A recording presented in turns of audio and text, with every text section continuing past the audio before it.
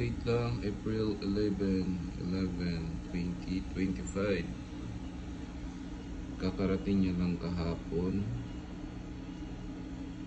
Ayan. So, lumabas na talaga yung kulay niya.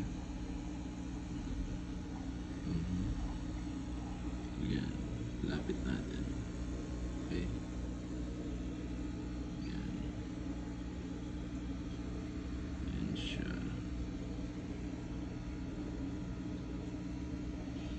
Kumain na rin siya. First thing na ginawa ko is diniworm ko muna.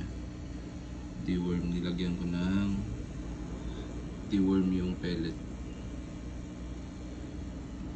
Then pinakain ko. Ayan.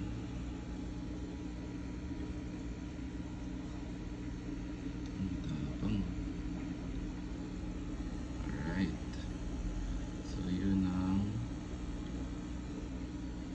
update. April 11.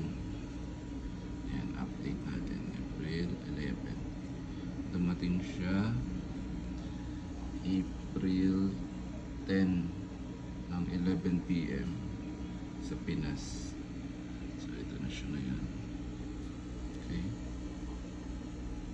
Sana lumaki yung cook. Sana lumaki yung cook yan.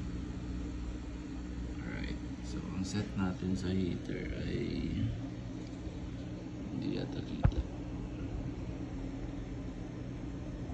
Hindi kita.